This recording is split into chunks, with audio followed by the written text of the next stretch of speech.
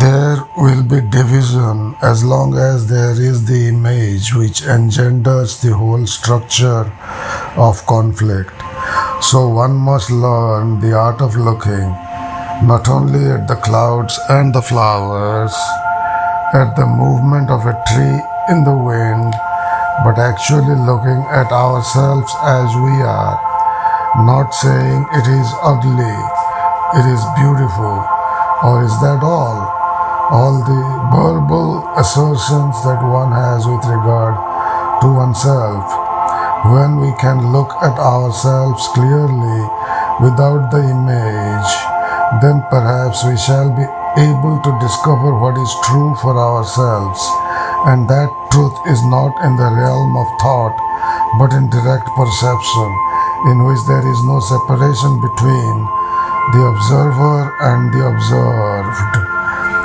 One of the fundamental questions is man's relationship to the ultimate, to the nameless, to what is beyond all words. Hello, welcome to the Krishnamurti podcast with Sam Yogi. This is episode 85, and today is Sunday. The date is October 19th, 2025, and we are now delving deeply into the ninth talk at Oman, the Netherlands, delivered by Krishnamurti on August 10th, 1933, almost 100 years ago. Yesterday, or in the last episode, which was episode 84, we discussed how solving problems piecemeal basis did not yield the solutions to future problems. We clearly saw, or I mentioned clearly based on Krishnamurti's talk, that if you have a set of ideas from Krishnamurti or from anyone which you call the teaching, and these ideas apply to your problems, and you have a problem, you take an idea from the set of ideas which you call the teaching, and apply it to solve the problem, and then that solution is in your mind, and then bang comes another problem, and you take another idea from the set of ideas which you call the teaching and apply to the problem and solve the problem, and that solution is also in your mind. And then there arises a third problem, and again you take an idea out of the teaching, the set of ideas, and solve it. Is that the way Krishnamurti asks to solve our problems? And then I have blogged on samyogi.substack.com. What if there arises a problem to which there is no fitting idea as a solution from the set of ideas which you have as the teaching? What then? Is this the way to solve your problems? So Krishnamurti says, when you come with this idea and ask, please help me to understand my particular problem, Krishnamurti says, do not look at what I have been saying with that idea of trying to solve a problem. Do not look at what I have been saying with that idea of trying to solve a problem, because I want to show that in understanding one experience, the whole is realized. In understanding the cause of one problem, you'll understand the whole.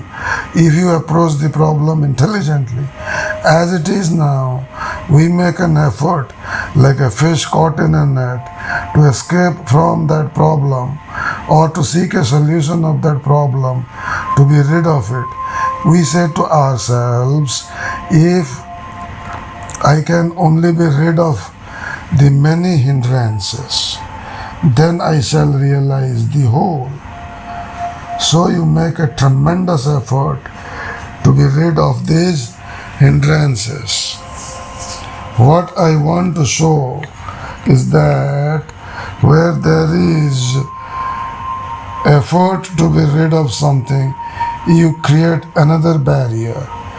Whereas in the movement of action in the present, there is awareness of the hindrances which prevent you from action. So what prevents you from action? Awareness or hindrances? Think about it.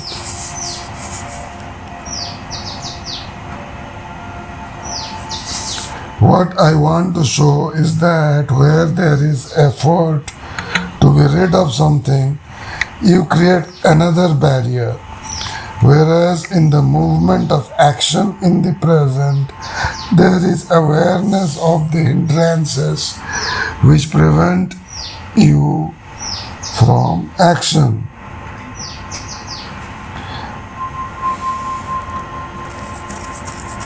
Now we say, I must be rid of the hindrances in order to realize the totality of life.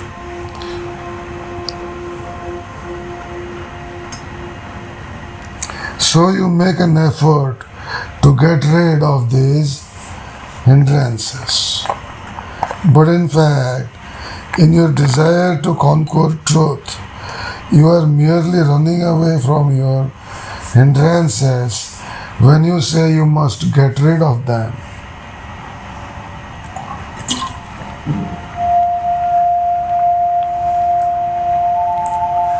What I want to show is that where there is an effort to be rid of something, you create another barrier. Whereas in the movement of action in the present, there is awareness of the hindrances which prevent you from action. So we have discussed these points or this assertion from Krishnamurti that in the awareness of a hindrance,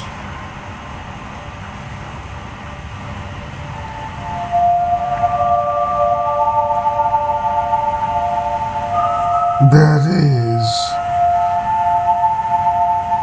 a complete cessation of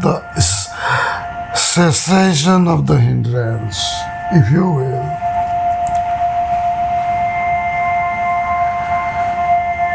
You can listen to that podcast, which is the previous podcast titled The Krishnamurti Podcast with Sam Yogi, episode 84, The Movement of Action. That's the title. So here he talks about it, and these are subtle because it's just a bunch of words. When what I want to show is that where there is effort to be rid of something, you create another barrier. Whereas in the movement of action in the present, there is awareness of the hindrances which prevent you from action. So he said in the, within quotes, movement of action. In the begin quote, movement of action, end quote, in the present. So in the movement of action in the present, there is awareness of hindrances which prevent you from action. Now we say, I must be rid of the hindrances in order to realize the totality of life. We do say that. If we have listened to these podcasts sufficiently, we are aware that these hindrances or barriers impede action, impede life, and result in an incomplete life or in an incomplete action and hamper our goal or our stated situation of complete infinite action. Infinite action is when we have no hindrances. This is a Krishnamurti maxim, and this is the theme of these talks, the early talks of Krishnamurti. The barriers which he specifically mentioned in the Alpino talks, which preceded these Omen Holland talks, are barriers or hindrances like authority, security, prejudice, tradition, fear, postponement. He mentioned these 6 terms, and security is related to authority. Security is related to fear. Fear is related to authority. And tradition is related to prejudice. Prejudice is related to authority. Postponement maybe stands out a little on its own, and we do postponement is escape. There are other hindrances like escapes, postponement. We postpone action if it suits our situation, because postponement is a way of relaxing, not taking action which can solve problems.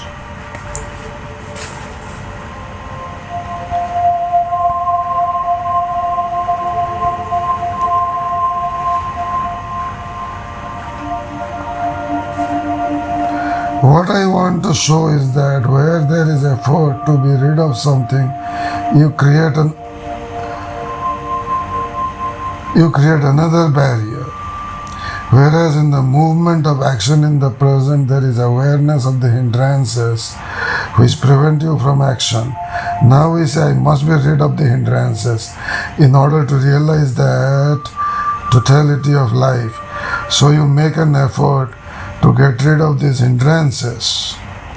But in fact, in your desire to conquer truth, you are merely running away from your hindrances when you say you must get rid of them.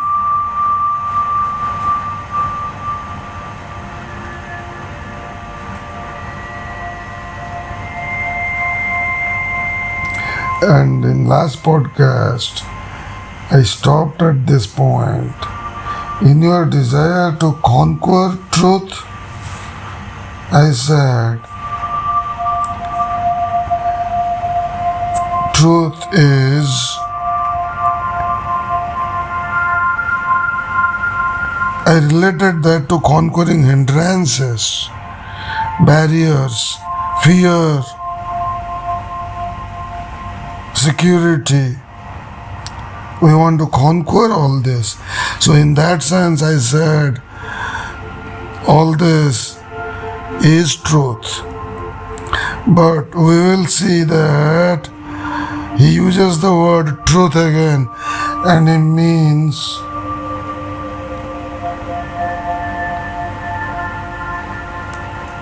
maybe something which is, I'm reluctant to say the word God,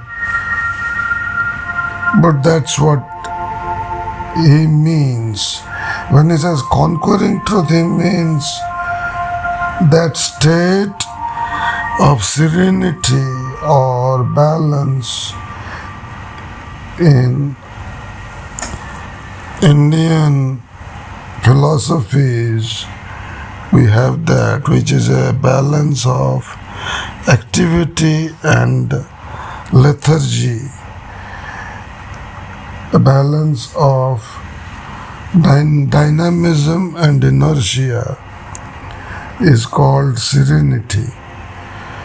I am not going into that framework, but coming back to Krishnamurti, it says, because your longing for truth is so great, you run away from your hindrances.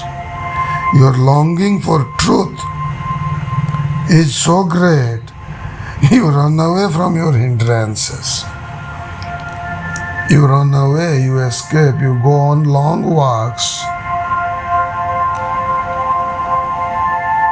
That's just an example. You postpone. Suppose you have a situation where you see that, this is just an example. You have to do something and you talk to someone to help you, and that someone is busy and ignored you or is taking his own time. What do? Do you stay hanging or do you go and solve it yourself? Do you take the actions that are necessary?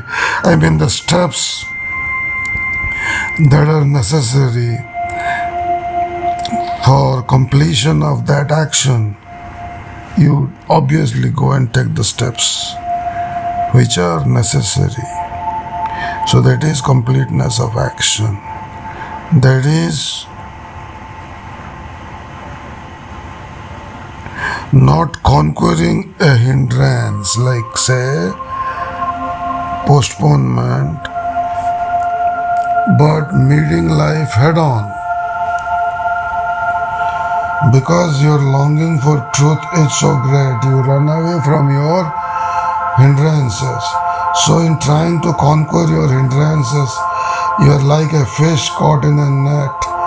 Whereas in the movement of action, again he uses the word movement of action, you will, the phrase movement of action, you will become aware of the hindrances. In that awareness, you will be freed of these hindrances because you will understand their cause.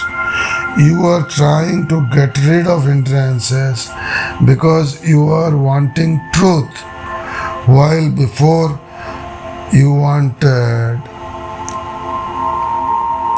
a savior, masters, discipleship, heaven, etc. So you wanted those things and you got tired of that, or somehow you could see that having a few disciples is far, far from truth. Truth is what is now. Truth is all the vicissitude, all your hindrances, all your barriers right now. Barriers like authority, the authority of a pope, the authority of the government which aids another government which cleanses ethnically a certain religious group.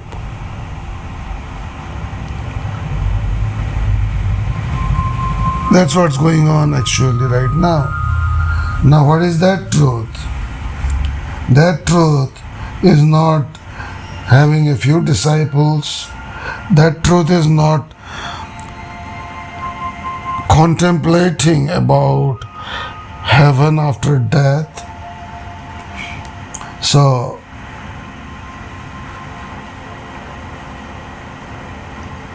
what Krishnamurti is saying is very simple. He says to continue, and we shall end again with this thought or this maxim. Now, Krishnamurti says, now you want liberation in the same way. You are trying to get rid of hindrances because you are wanting truth, while before you wanted a savior, masters, discipleship,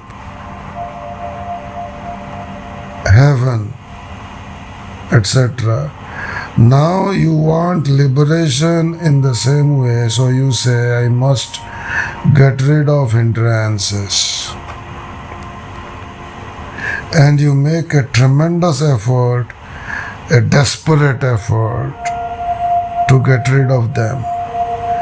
Whereas to understand the totality of life, you cannot come to it or realize it or understand it through effort, because effort is merely an endeavor to overcome something. Where there is conquering, there is an escape. So do not make an effort to be rid of hindrances. In the movement of action,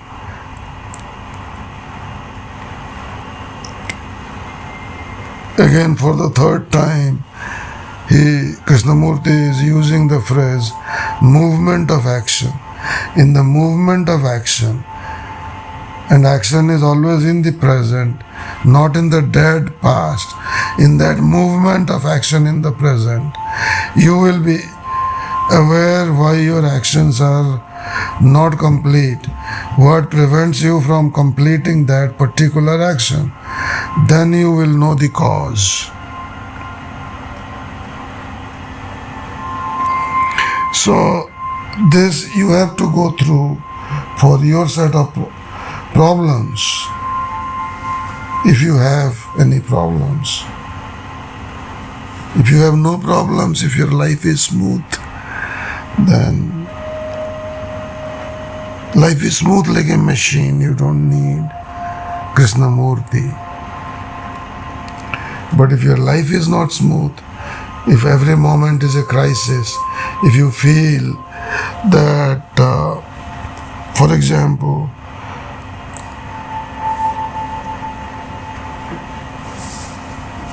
Palestinians are being persecuted by Americans through the Israelis, or by Israelis with the help of Americans, then you will act. But if it doesn't matter to you, if all that matters to you is whether there should be a digital identity, a digital ID or not, then you are stuck in that. And that also is a conflict between you and the government. So how you handle conflicts between you and your friend, between you and your sibling, between you and your father, between you and your mother? There are conflicts. How you handle those conflicts determines how complete your action, your life is. That's all Krishnamurti is saying.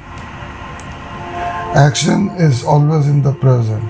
In the movement of action, and action is always in the present, not in the dead past.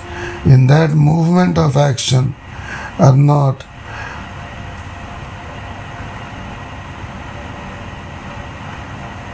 you will be aware why your actions are not complete. What prevents you from completing that particular action? Then you will know the cause. What? Cause of what? Cause of the hindrance.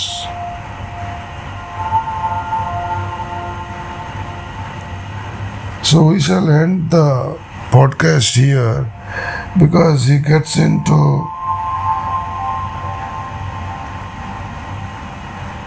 the hindrance, which is the barrier which prevents action.